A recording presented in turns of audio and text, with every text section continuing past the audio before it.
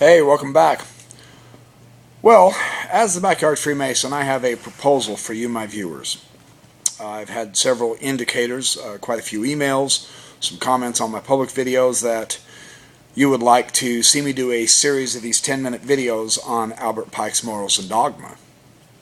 I'm going to, this year, produce a set of DVDs explaining, simplifying in depth a lot of Albert Pike's Morals and Dogma. I'll get to that another time to tell you what I'm doing there. In the meantime, we can begin learning about morals and dogma. I have a deal for you to make, though. I trust you as Freemasons. So in the comments section, I'm not going to do this alone. In the comments section, you give me your Masonic word that you will read this first chapter. It's just 21 pages.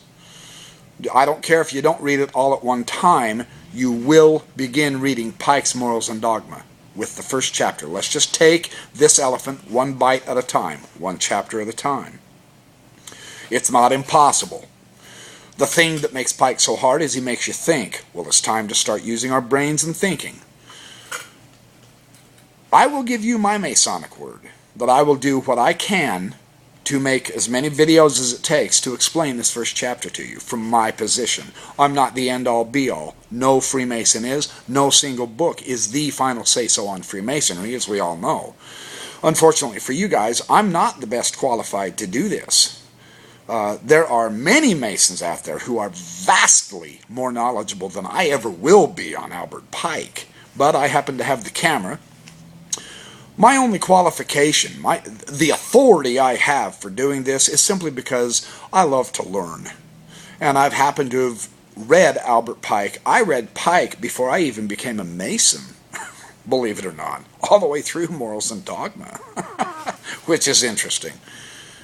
But now that I've read through this first chapter several times, it is a beautiful foundation. It's an excellent start into understanding the overall themes that Pike is going to get into. It is a practical guide.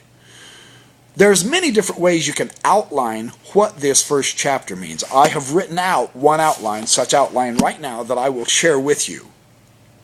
This might help you get started. My whole intent and purpose of this is to get us into Albert Pike. Let's start. It is an absolutely magnificent book, in my opinion, which is an ignorant opinion. It is one of the 5 most important books in all of Freemasonry. It is seriously good. So let's get started. And I don't mean reading it while you're watching the Super Bowl or being distracted. I mean in your quiet time. You promise me in the comments section with your Masonic word that you will read this chapter with the intent of understanding what he means and says. And I will give you my Masonic word that I will do what I can to help you understand what Pike means. Let's do this together. If I'm going to put hours and hours of effort, time, thought, reading all the sources to share with you what Pike might be meaning, then you put forth the effort with me to begin reading Albert Pike. My intent is to get you to fall in love with it like I have done and begin reading it all on your own anyway, and then as you have questions, we can talk about them. I can make more videos in chapter 2 and 3 and 4 and 5 and so on and so forth. But let's start with this first 21 pages and really understand it. Deal? Okay, here is one possible outline of Albert Pike's chapter. I've taken his ideas out of his chapter and I've reworded some of them in my words and some I have quoted him. He's got some fantastic quotes. He's awesome. Force and energy unregulated by intelligence becomes chaos, whether in the natural world or in humanity. To regulate it with wisdom and love produces the best effects of all possibilities. We seek to establish the most benefit to mankind through law, order, and love. Some symbols for this are the rough ashlar, which can represent humanity in a disordered, lawless state, and the smooth ashlar, which can represent the people's consent to be governed with justice, wisdom, and law. The lodges are temples to God supported by 3 pillars: wisdom, strength, and beauty. As we work in our lodges, we seek to emulate the supreme architect of the universe as wisdom and power of deity are in equilibrium, that is, perfect balance, order, and harmony.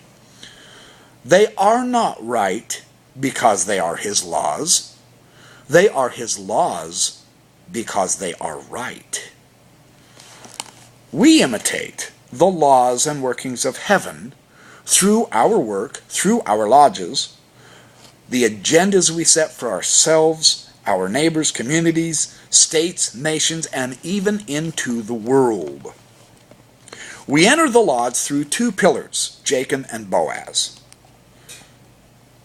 which signify to establish and with strength, because God established his kingdom through strength. And we follow through with the same work. Through active, vivifying energy and strength, we here on earth work the work of heaven, established with wisdom and love. The ladder of 7 steps, signifying the ancient 7 planets, connect the work of heaven with the work on earth. The ladder reminds us that the soul strives to return to heaven to work so that the finite can join in one with the infinite. The 3 great lights of Masonry, the Bible, square, and compasses, are reminders of our work, our souls, and the glorious possibilities for acquiring truth and beauty and infinite felicity. The 3 lesser lights, the sun, the moon, the worshipful master of the lodge, enhance in our minds the connection and interrelated work of heaven and earth. They are the same: to teach, practice, show, and have love for all. We dispense the light of heaven here throughout the earth to all mankind. The ornaments of the lodge show us ourselves as workers, planners, builders, innovators, leaders, successful doers. The G in the east, symbolizing many things, all are embraced under the rubric of God, the creative energy, the glory, and the Father of all mankind. The jewels of the lodge show us how to teach, to treat all mankind. As the justice and mercy of God are in equilibrium, so must our justice and mercy, love and kindness be so with all mankind. We assist in elevating the moral and intellectual level of society. Masonry is an energy to hold the full cup of thought to the thirsty lips of mankind. Contemplation should lead to action, the absolute to be made practical, the ideal to be made air, food, and drink to the human mind. Wisdom is a sacred communion, the eternal duties of Masonry to oppose tyranny that degrades, crushes, corrupts, and defiles mankind. To bring heaven to earth through action, brotherly love, relief, and truth, styled with temperance, fortitude, prudence, and justice to all individuals as well as to all nations.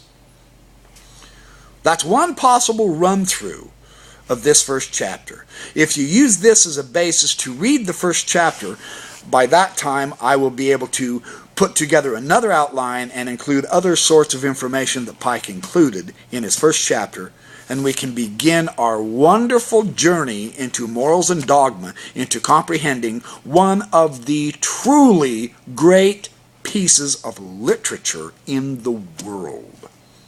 Let's do this. It'll be a delight.